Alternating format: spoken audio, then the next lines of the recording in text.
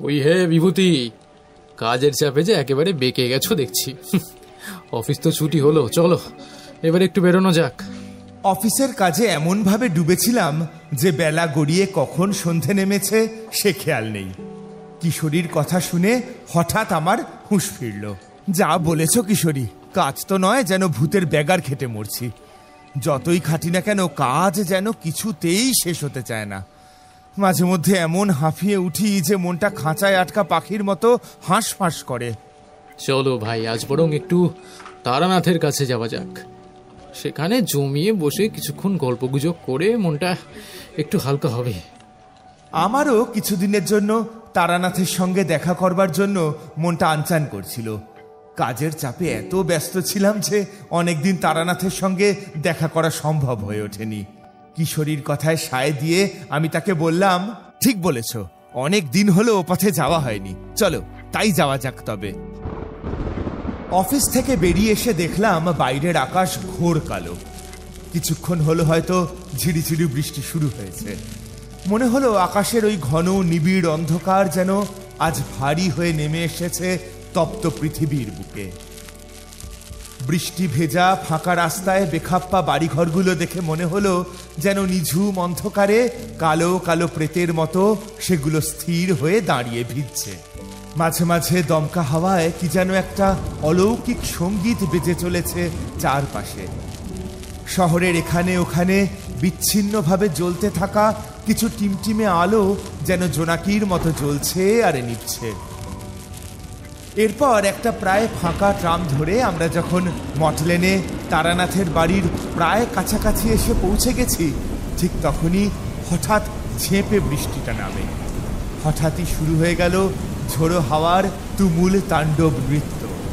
আলোয় আর অন্ধকারে চারপাশে যেন জেগে উঠল কিছু উন্মত্ত ভয়াল ছায়ামূর্তি।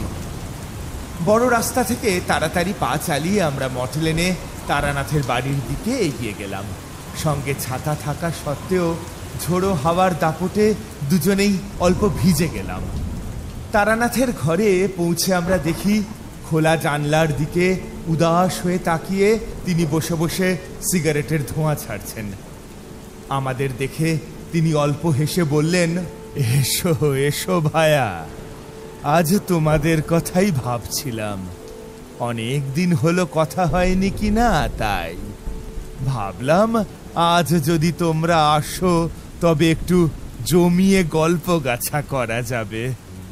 গল্প শুনতেই তো আশা ঠাকুর মশাই, এমন ঝড় বাদলের দিনে আপনার কাছ থেকে গল্প শোনার মজাই আলাদা। তারানাথ আমার কথা শুনে হেসে বললেন, বেশ বেশ, গল্প তো আমরা করবই, কিন্তু তার আগে তো একটু গরম গরম চায়ের ব্যবস্থা করা চাই নাকি, কি বলো তোমরা? কিছুক্ষণের মধ্যেই গরম চা আর তেলে ভাজা চলে এলে আমরা সেগুলোর সদ্ব্যবহার করতে করতে গল্প জুড়ে দিলাম। আচ্ছা ঠাকুরমশাই, এই যে আমরা শুনেছি রাজা বিক্রমাদিত্য এক তান্ত্রিকের সাহায্যে পিশাচ সিদ্ধি সাধনা করে তাল বেতাল নামে দুটি বিদেহী আজ্ঞাবাহী অনুচর পেয়েছিলেন, যারা নাকি রাজার সমস্ত কাজে সব সময় তাকে সাহায্য করত, তার সর্বক্ষণের সঙ্গী ছিল। এ কথা কি সত্যি? এমন কি সত্যি হয়? শুধুমাত্র রাজা বিক্রমাদিত্যের যে বিদেহী অনুচর ছিল তা নয় বিভূতি, এমন আজ্ঞাবাহী অনুচর আমাদের দেশে আরো অনেক তান্ত্রিক সাধকেরই ছিল এবং আজও আছে। বিদেহী অনুচরকে দিয়ে বিশেষ কোনো উদ্দেশ্য সিদ্ধি করিয়ে নেওয়া কিংবা কারোর ক্ষতি বা অনিষ্ট করা, এসব এখনো আছে। তবে কিনা এ কাজ যারা করেন তারা হন সাধন সিদ্ধ সাধক বা তান্ত্রিক, এবং সত্যি বললে তাদেরকেও কখনো সখনো এর বিষময় ফল ভোগ করতে হয়েছে বই কি। কিন্তু কেন ভায়া, হঠাৎ এমন প্রশ্ন তোমার মনে এলো কেন? তোমার কি এমন বিদেহী অনুচরের খুব প্রয়োজন হয়েছে নাকি? এমন কিছু অনুচর থাকলে মন্দ হতো না ঠাকুর মশাই, অফিসের কাজটাজও কিছুটা তাকে দিয়ে করিয়ে নেওয়া যেত। উপায়টা ভালোই ভেবেছো ভায়া, কিন্তু ভাই কখনো ভুলেও ও পথে পা মারিও না, হিতে বিপরীত হতে পারে। কারণ পিশাচ সিদ্ধি বা ভূত সিদ্ধি বড় সাংঘাতিক জিনিস ভায়া। মনে রাখতে হবে, শক্তি সাধনা বড় শক্ত সাধনা, আর এই শক্তি হলো বিচিত্র রূপধারিণী। কেন ঠাকুরমশাই? শুনেছি তো যারা পিশাচ সিদ্ধ হন তারা নাকি অনেক অলৌকিক ক্রিয়াকর্ম করতে পারেন। কেউ চাইলে তো কারোর কোনো উপকারের জন্য এই অলৌকিক ক্ষমতা কাজে লাগাতে পারে। তা পারে, কেউ কেউ আছেন বই কি, যিনি তেমন উদ্দেশ্য অর্থাৎ মানুষের মঙ্গল কামনায় এমন সাধনা করে থাকেন। কিন্তু কি জানো ভায়া, বেশিরভাগ মানুষই এই সিদ্ধি চায় কোনো একটা স্বার্থে। কেউ চায় বিপুল ক্ষমতা, কেউ চায় ইন্দ্রিয় সম্ভোগ, কেউ চায় আক্রোশ বা প্রতিহিংসার জন্য। কিন্তু মনে রাখতে হবে, যদি এ শক্তি অন্যায় কাজে ব্যবহার করা হয় তো এর ফল হতে পারে মারাত্মক ও ভয়াবহ। ঠাকুরমশাইয়ের এই কথা শুনে আমার একটা ব্যাপারে একটু কৌতূহল হলো। আমি জানতে চাইলাম, ঠাকুরমশাই যদি অপরাধ না নেন তো একটা কথা জিজ্ঞাসা করি, আপনি কি কখনো এই পিশাচ সিদ্ধি বা ভূত সিদ্ধি সাধনা করেছেন? কিভাবে করতে হয় এই পিশাচ সিদ্ধি বা ভূত সিদ্ধি সাধনা? আমার কথা শুনে তারানাথ মিটিমিটি হাসলেন ও তারপর সিগারেটে লম্বা টান দিয়ে বললেন, বুঝেছি বিভূতি ভায়া, তুমি এই সাধন প্রক্রিয়া সম্পর্কে আরো বিশদে কিছু জানতে চাইছো। বেশ, সে সম্পর্কে আমি নিশ্চয়ই তোমায় কিছু বলবো। তন্ত্র ও তার শক্তি সম্পর্কে আমাদের জানা প্রয়োজন আছে বই কি, কিন্তু তার আগে একটা কথা আমায় বলো তো, ঠিক কি উদ্দেশ্য তোমার? কেন জানতে চাইছো তুমি এই সব কথা? ঠাকুরমশাই, আমার অপরাধ নেবেন না।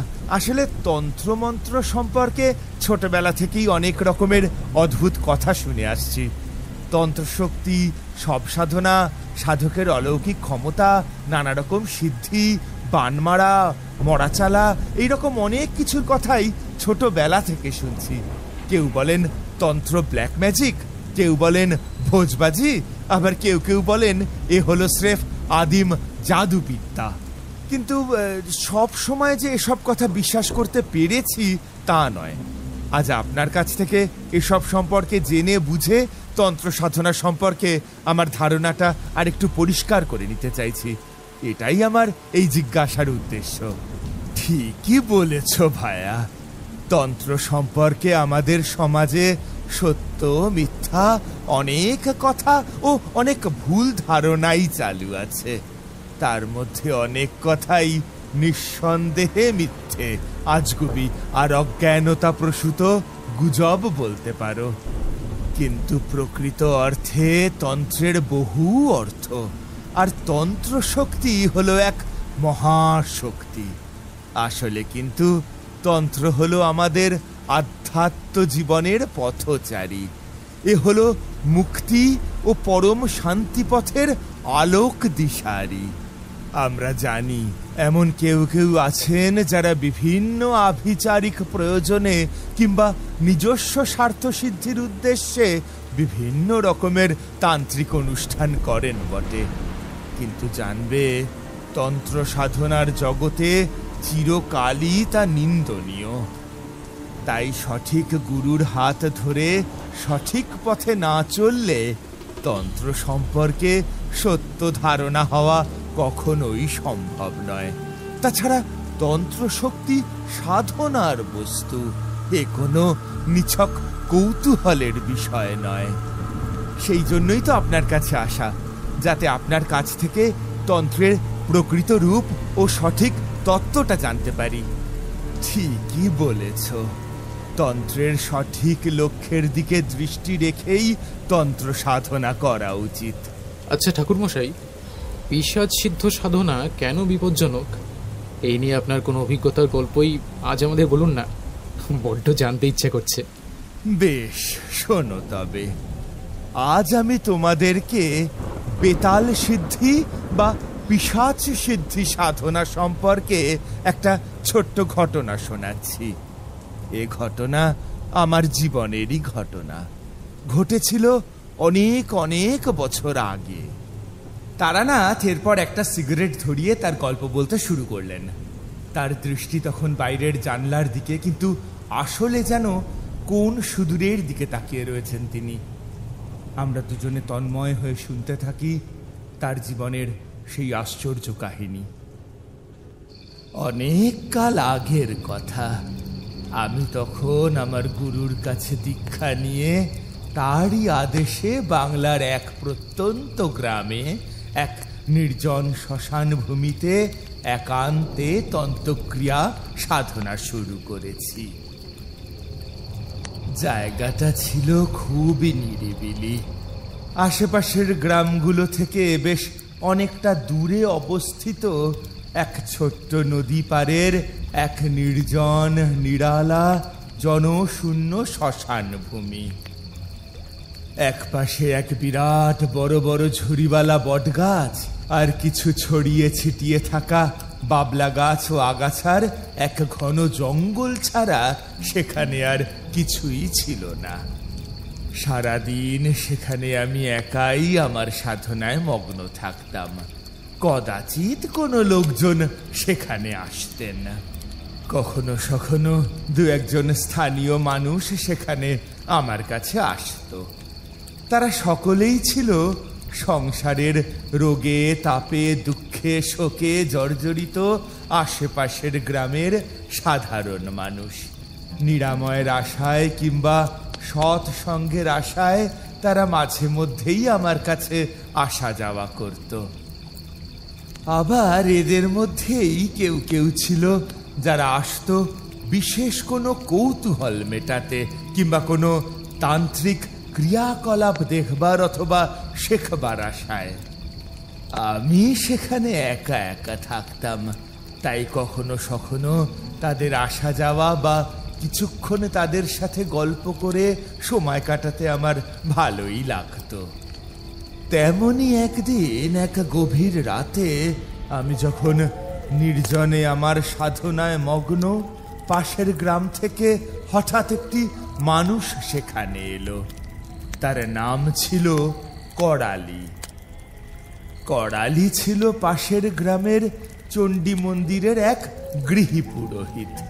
মাঝবয়সী ও দোহারা চেহারার এই রুক্ষ প্রকৃতির গ্রাম্য মানুষটিকে দেখে প্রথমেই আমার মনে হলো যে তার এখানে এই এত রাতে আমার কাছে আসার নিশ্চয়ই কোনো একটা বিশেষ উদ্দেশ্য আছে। তার ওই অস্বাভাবিক চাউনি আর এলোমেলো নিঃশ্বাস লক্ষ্য করে আমি টের পেলাম তার মনের ভিতর কিসের যেন একটা কালো ছায়া অনবরত পাক খেয়ে চলেছে। কিছুক্ষণ আমার দিকে চেয়ে চেয়ে দেখার পর সে ভাঙা ভাঙা স্বরে আমায় জিজ্ঞাসা করলো, ঠাকুর মশাইয়ের কি তন্ত্রের ক্রিয়াকর্ম কিছু জানা আছে, নাকি শুধুই ভেক ধরে ভিক্ষা চেয়ে বেড়ানো? আপনার কি আমার কাছে বিশেষ কিছু প্রয়োজন আছে?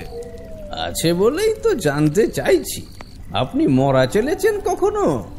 পিশাচ সিদ্ধি, বেতাল সিদ্ধি, এসব কাকে বলে জানেন?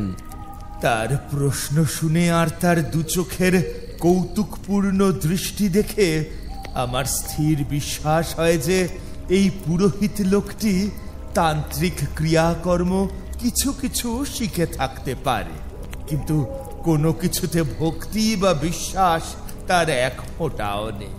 অথচ কৌতূহল আছে 16 আনা। লোকটির কথা শুনে প্রথমে আমার একটু বিরক্তি জন্মায়।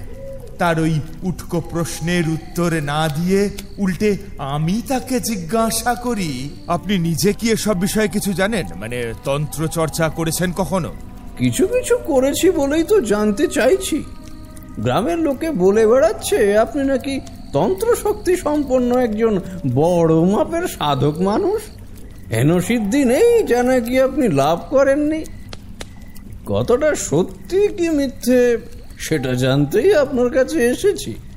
লোকে ভুল বলছে। আমি একজন সাধারণ সাধক মানুষ মাত্র। এখানে নিভৃতে একান্তে জপ তপ সাধনা করি, তার বেশি আর কিছু না।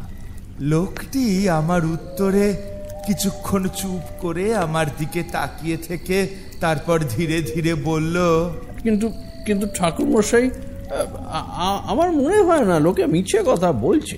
আসলে আপনি আমার থেকে লুকিয়ে যাচ্ছেন। আপনি যে তন্ত্র সম্পর্কে কিছু জানেন সে আমি আপনাকে দেখেই বুঝেছি।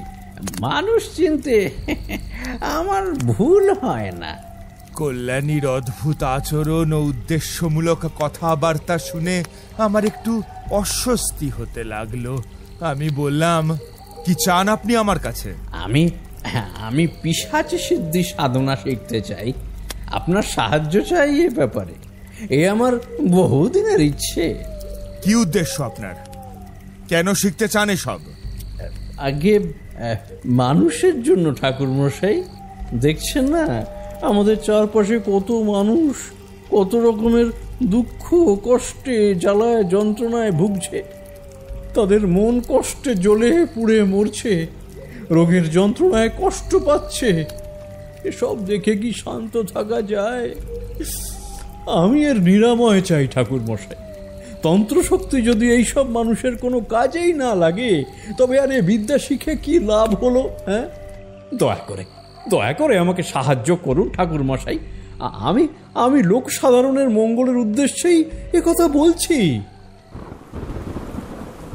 এই পর্যন্ত বলে তারানাথ একটু থামলেন। তারপর একটা নতুন সিগারেট ধরিয়ে বললেন, প্রথমে আমি তার কথায় রাজি হইনি। তখনও তার উদ্দেশ্য সম্পর্কে আমি ঠিক পরিষ্কার কিছু ধারণা করতে পারছিলাম না। তাই সেদিন আমি তাকে একরকম ফিরিয়েই দিলাম। কিন্তু সে তারপর থেকে এমন নাছোড়বান্দা হয়ে আমার পিছনে পড়ে রইল এবং তার রোগে ভুগে মারা যাওয়া মায়ের কথা বলে ও লোকসেবার দোহাই দিয়ে এমনভাবে আমায় অনুনয় বিনয় করতে লাগলো যে একদিন আমি বাধ্য হয়েই তাকে বললাম, শোনো করালি, পিশাচ সিদ্ধি সাধনা বা ভূত সিদ্ধি সাধনা ঘোর অমাবস্যার রাতে নির্জন শ্মশানে সব দেহের উপরে বসে করতে হয়, কঙ্কাল নয়। এক্ষেত্রে প্রয়োজন হয় মেদ মাংসযুক্ত প্রাণহীন দেহের। তুমি তো জানো, যেহেতু আমাদের দেশে কেউ মারা গেলে তাকে দাহ করা হয়, তাই চাইলেই সব দেহ পাওয়া যায় না। তাছাড়া শুধুমাত্র ক্ষমতা প্রদর্শনের জন্য অথবা অসৎ উদ্দেশ্যে কাউকে এই ক্রিয়াকর্ম দেখানো অথবা শেখানো তন্ত্রে বারণ আছে, কারণ এতে বিপদের সমূহ সম্ভাবনা রয়েছে। এমনকি মৃত্যু ঘটাও অস্বাভাবিক নয়। না, এসব নিয়ে অহেতুক নাড়াচাড়া করা ঠিক নয়। ঠাকুরমশাই, আপনি কি আপনার ক্ষতি হওয়ার ভয় পাচ্ছেন? কিন্তু আপনাকে দেখে তো তেমন ভীতু মানুষ মনে হচ্ছে না। মানুষের স্বার্থে তাদের দুঃখ কষ্ট মেটানোর জন্য এইটুকু কি আপনি করতে পারেন না? ভয় আমার নিজেকে নিয়ে নয় করালে, তোমাকে নিয়ে। তোমার এই অহেতুক কৌতূহল, অস্বাভাবিক ইচ্ছে এ মোটেই ভালো ঠেকছে না। শেষে এই সব করতে গিয়ে তোমার একটা বিপদ আপদ না ঘটে। আমায় নিয়ে ভয় পাবেন না ঠাকুরমশাই।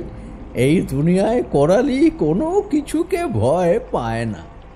আসলে আমি শুধু দেখতে চাইছি যে সত্যি সত্যি ভূত প্রেত কিংবা তন্ত্রের অলৌকিক শক্তি বলে আসলে সত্যি কিছু আছে কি না। এই নাকি সবই মানুষের কল্পনা, আজগুবি প্রচার। অবশ্য যদি আপনি নিজের প্রাণ সংশয়ের জন্য এই নিয়ে চর্চা করতে ভয় পান তবে আলাদা কথা। তখন আমার বয়স ছিল কম। করালির ওই সমস্ত আঁকা বাঁকা কথায় ও প্ররোচনায় সেদিন আমার হঠাৎ যেন অহংকারে একটু আঘাত লাগে। অগত্যা আমি তাকে একরকম বাধ্য হয়েই বলি, বেশ, সত্যিই যদি তোমার ভয় ডর বলে কিছু না থাকে এবং সত্যিই যদি তুমি মানুষের হিতার্থে এই চর্চা করতে চাও, তবে আগামী অমাবস্যায় কিছু বিশেষ উপকরণ নিয়ে গভীর রাতে তুমি আমার এখানে এসো। পিশাচ সিদ্ধি সাধনা না হোক, কিন্তু ভূত পিশাচ কি জিনিস এবং তা কিভাবে তন্ত্র সাধকের আহ্বানে সাড়া দেয় তা আমি তোমায় নিশ্চয়ই দেখাবো। তারপরেও যদি তুমি এই পথে এগোতে চাও তো তখন তোমায় সঠিক পন্থায় এ জিনিস শিখতে হবে। ঠিক আছে ঠাকুর মশাই, আমি রাজি। আমায় কি করতে হবে বলুন। এরপর করালিকে আমি কিছু উপকরণ অর্থাৎ মাটির মালা, মাটির ঘড়া, কাঠ কয়লা, দুধ, কাঁচা মাংসের টুকরো, কারণের বোতল, ধূপ ধুনো ইত্যাদি প্রয়োজনীয় জিনিস নিয়ে পরবর্তী অমাবস্যার রাতে শ্মশানে আমার কাছে চলে আসতে বলি এবং তাকে সাবধান করে দেওয়ার উদ্দেশ্যে এও বলি যে, আবারও বলছি করালি, মনে কোনো রকম ভয় বা অসৎ উদ্দেশ্য থাকলে তোমার এখানে আসার কোনো দরকার নেই, কারণ তন্ত্র সাধনা মহাশক্তির আরাধনা। শ্রদ্ধা আর ভক্তির অভাব থাকলে এসব নিয়ে নাড়াঘাটা না করাই ভালো। আমায় নিয়ে আপনি ভাববেন না ঠাকুর মশাই, করালিকে আপনি মিছেই ভয় দেখানোর চেষ্টা করছেন। আগামী অমাবস্যায় আমি ঠিক আপনার কাছে এসে হাজির হব। আমি কোনো খারাপ উদ্দেশ্যে বা কোনো স্বার্থসিদ্ধির উদ্দেশ্য নিয়ে তো এ কাজ করছি না। আপনি এ ব্যাপারে একেবারে নিশ্চিন্ত থাকতে পারেন। এর কিছুদিন পরেই ঠিক অমাবস্যার দিন করালি একটা পুঁটলি হাতে গভীর রাতে শ্মশানে এসে হাজির। সেদিন অন্ধকার নিঝুম অমাবস্যার রাত। ঘুটঘুটে অন্ধকারে কোথাও কোনো কিচ্ছু দেখা যাচ্ছে না, কোথাও কোনো পাখি বা পতঙ্গের সারা শব্দ পর্যন্ত নেই। মাঝে মাঝে শুধু কিছু শেয়াল আর পেঁচার ডাক শোনা যাচ্ছে আশপাশ থেকে। আমি প্রস্তুত হয়েই ছিলাম। করালি এসে পৌঁছতেই আমি তাকে নিয়ে এসে নদীর গা ঘেঁষে এক জায়গায় কাঠ কয়লার আগুন জ্বেলে তাকে পূর্ব দিকে মুখ করে এক জায়গায় বসতে বললাম আর বললাম, যা বলছি তা ভালো করে শুনে রাখো করালি। যতক্ষণ ধরে আমি আসনে বসে এই সাধনা করব ততক্ষণ ধরে তোমাকে এই জ্বলতে থাকা কাঠ কয়লার আগুনে ক্রমাগত ধুনো দিয়ে যেতে হবে। এক মুহূর্তের জন্য থামবে না, কিছুতেই না। আর একটা কথা, এখানে যা দেখবে যা শুনবে তা দেখে বা শুনে ভয় পাবে না, কিংবা এই জায়গা থেকে কোনো মতেও একটুও নড়বে না। কেউ যদি তোমায় ডাকে বা স্পর্শ করে তাহলে ভুলেও কিন্তু পিছন দিকে ফিরে চাইবে না বা এই জায়গা ছেড়ে এক চুলও নড়বে না। তাকে এইরকম কিছু প্রয়োজনীয় নির্দেশ দিয়ে আমি এরপর আমাদের চারিদিকে বন্ধন দিয়ে দক্ষিণ দিকে মুখ করে আমার আসনে বসলাম ও মালসায় আগুন জেলে মন্ত্র পাঠ করা শুরু করলাম। ওম রিয়েশো শ্মশান ক্রিয়াং নমঃ। ওম ক্রিং ভদ্রকল্লে নমস্তুতে সন্তুষ্টা দেবী। ওম নমো শ্মশান অগ্নিয়াহুতি দেব্যৈ স্বাহা। দেবী দেবী নমস্তুতে আসন প্রদানে সন্তুষ্টা জ্ঞান লাভং বেতনাশ স্বাহা। পঞ্চদশ অক্ষর জপতি দেবী জাগ্রত ক্রিং। আধ ঘন্টা মতো হবে আমি নিবিষ্ট মনে মন্ত্র পাঠ করে চলেছি। তখন হঠাৎ কোথাও কিছু নেই, কিন্তু আকাশে ঘন ঘন বিদ্যুৎ চমকাতে শুরু করলো আর দেখতে পেলাম মাঝে মধ্যেই দূরের অন্ধকারে কিছু যেন অস্পষ্ট আলো নড়ে চড়ে ঘুরে বেড়াতে লাগলো এবং পর মুহূর্তে সেগুলো মিলিয়েও গেল। কিছু পরে দেখলাম আমার আসন থেকে কিছুটা দূরেই সেই আলোগুলো আবার জ্বলে উঠল ও আমাদের চারপাশে ধীরে ধীরে ভেসে বেড়াতে লাগলো।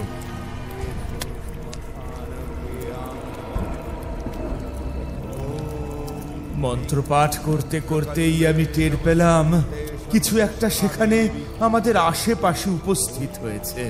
আমি মন্ত্র পড়ে তাকে উচ্চস্বরে শ্রদ্ধা জানিয়ে আহ্বান করলাম। দেবী দেবী নমস্তুতে আসন প্রদানে সন্তুষ্টা জ্ঞান লাভং বেতনাশ স্বাহা। পঞ্চদশ অক্ষর জপতি দেবী। কয়েক মিনিটের মধ্যেই শুনতে পেলাম মেঘ ডাকার মতো একটা অস্পষ্ট আওয়াজ যেন দূর থেকে আমাদের দিকে এগিয়ে আসছে। হঠাৎ আমার চারপাশে আকাশ থেকে ঝুপঝাপ করে কিছু খসে পড়ার শব্দ শুনলাম।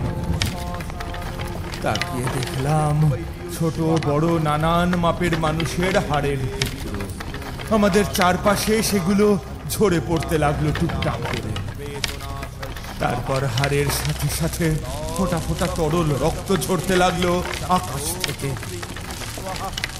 এরপর আমি লক্ষ্য করলাম কয়েকটা রক্ত মাখা মরার মাথাও খসে পড়তে শুরু করলো আমাদের চারপাশে। টুকটাক করে সেগুলো আমাদের চারপাশে ছড়িয়ে পড়তে লাগলো এবং সেই মরার মাথাগুলো মাটিতে পড়েই তীক্ষ্ণ শব্দে ছিটকে উঠে মিলিয়ে যেতে লাগলো অন্ধকারে।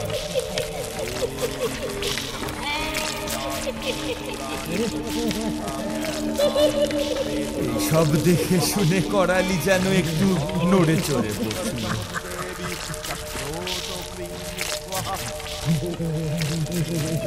আমি ইশারায় ক্রমাগত করালিকে না থেমে আগুনে ধুনো দিয়ে যেতে বললাম। এরপর অন্ধকার থেকে বেরিয়ে এলো অনেকগুলো বড় বড় সাপ। প্রায় মুখের সামনে এসে সেগুলো তাদের বিরাট ফনা জ্বলাতে লাগলো ও হিস হিস শব্দ করে তাদের লকলকে জিভ বার করে দেখাতে থাকলো।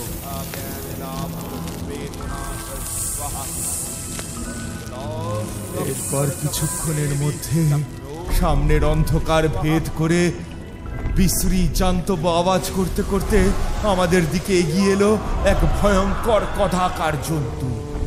জন্তুটা তার বিরাট আর হিংস্র মুখটা বড় করে হাঁ করে আমাদের ঠিক মুখের সামনে এসে বিকট চিৎকার করতে লাগলো। কিন্তু কিছুক্ষণের মধ্যেই আমি দেখলাম বাতাসে সেই জন্তুটি ধীরে ধীরে মিশে যেতে লাগলো।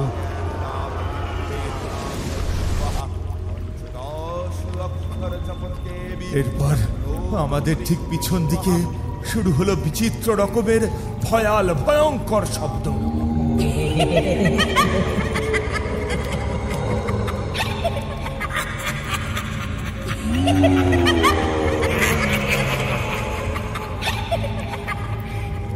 আমি মন্ত্র পাঠ করতে করতে আমাদের চারদিকে কাঁচা মাংসের টুকরো ছুঁড়ে দিতে থাকলাম।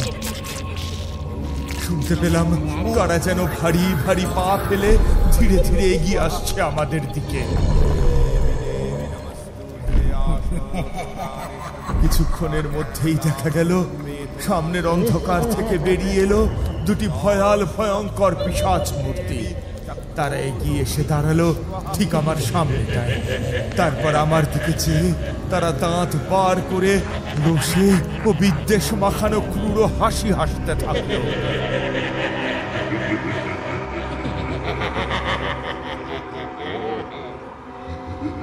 আমি উচ্চস্বরে মন্ত্র পাঠ করতে থাকলাম। এরপর সেই মূর্তি দুটি মাথা নিচু করে ধীরে ধীরে পিছু হটতে হটতে ক্রমে অন্ধকারে মিলিয়ে গেল।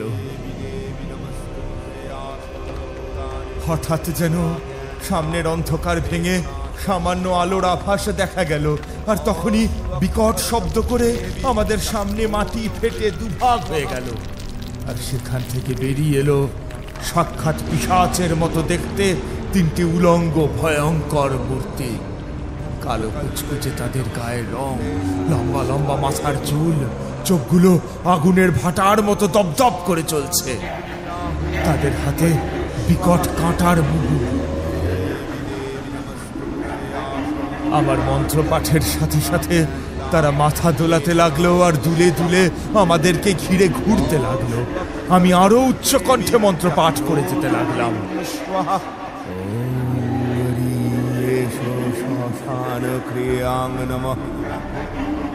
ওম ক্রিং ভদ্রকাল্যে নমস্তুতে সন্তুষ্টা দেবী। তারপর ওই মূর্তিগুলি হঠাৎ করে আবার ঢুকে পড়লো সেই মাটির ফাটলে, এবং সেই ফাটলটাও নিমেষে মিলিয়ে গেল। তারপর কিছুক্ষণ সব চুপচাপ, এবং হঠাৎই শুনলাম একটা নারী কণ্ঠের তীব্র আর্ত চিৎকার। আর দেখা গেল আমাদের সামনের অন্ধকার থেকে দুজন পিশাচ মাথার চুল ধরে টেনে হিঁচড়ে নিয়ে আসছে এক জীর্ণ শীর্ণ বৃদ্ধাকে, যিনি করালির নাম ধরে চিৎকার করে চলেছেন।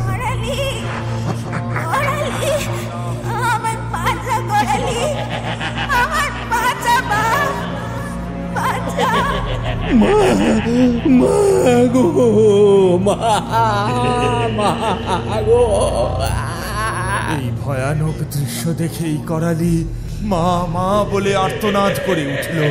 আর আমার নির্দেশ না শুনেই সে তার জায়গা ছেড়ে উঠে দৌড়ে গেল তার মায়ের দিকে। আর যেতে না যেতেই আমি শুনতে পেলাম চারপাশে ভয়ঙ্কর সব গর্জন আর অট্টহাসি। এবং মুহূর্তের মধ্যেই হাওয়ায় মিলিয়ে গেল করালির মা ও সেই ভয়ঙ্কর পিশাচ মূর্তিগুলি। করালিও কিছু দূর দৌড়ে গিয়ে মা মা করে চিৎকার করে জ্ঞান হারিয়ে পড়ে গেল মাটিতে মুখ থুবড়ে। এই পর্যন্ত বলে তারানাথ কিছুক্ষণের জন্য থামলেন। তার দৃষ্টি তখন অনেক দূর অতীতের দিকে মগ্ন। তারপর কি হলো ঠাকুরমশাই? আমার প্রশ্ন শুনে সিগারেটের ধোঁয়া ছেড়ে স্মিত হেসে আমাদের দিকে তাকিয়ে বললেন, আলো ফুটে এলো বিভূতি।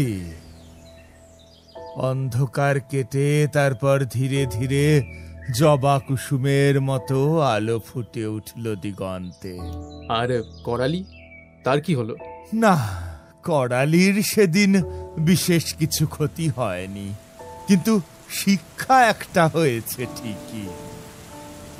সেদিন সে বুঝেছে বিবেক শক্তি, সৎ বুদ্ধি, বীর ভাব এই হলো মানুষের মুক্তির সম্বল। এ না থাকলে আমাদের পশুভাব ও ভূতগ্রস্ত মনোজগৎ থেকে আমাদের মুক্তি পাওয়া মুশকিল, একরকম প্রায় অসম্ভব। তন্ত্র হলো রত্ন সমুদ্র, বুঝলে ভায়া? তনু ও মনের এ হলো এক মহা সাধনা। তাই তন্ত্র সাধনা সাধন সিদ্ধ গুরুর নির্দেশ ও উপদেশ সাপেক্ষ ব্যাপার। এর সাধন পদ্ধতি সদ্গুরুর কাছ থেকে নিষ্ঠা ভরে শিখতে হয়, তবেই পাওয়া যায় এর বিবিধ মহামূল্যবান রত্নের সন্ধান। সেই জন্যই তন্ত্র শক্তির অপব্যবহার ও বিভিন্ন অসৎ মনোবৃত্তির হাত থেকে একে বাঁচানোর জন্যই তাজ বহু রহস্যের আবরণে ঢাকা এক দুর্গেয় বিদ্যা।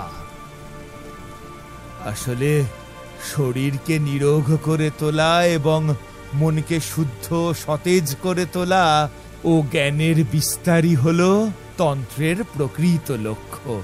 কারণ তন্ত্র হলো মানুষের মঙ্গলময় ও আনন্দময় হয়ে ওঠার একটি বিশেষ পন্থা। এই দেখো, গল্প করতে করতে তোমাদের আজ বড্ড দেরি করিয়ে দিলাম দেখছি। না না, আর দেরি করা তোমাদের উচিত হবে না। বৃষ্টিটাও থেমেছে, আজ তোমরা এসো বরং। আরেকদিন আমরা এই নিয়ে বিস্তারিত আলোচনা করব, কেমন? আমাদের এই গল্প যদি আপনাদের ভালো লেগে থাকে তাহলে অবশ্যই লাইক করবেন এবং শেয়ার করবেন। যারা চ্যানেলটিতে নতুন তারা অবশ্যই সাবস্ক্রাইব করুন। শুধু বেল আইকনটি টিপে নোটিফিকেশন অন করে দিন, যাতে আমাদের পরবর্তী কাজগুলোর খবর সবার আগে আপনার কাছে পৌঁছয়। ধন্যবাদ।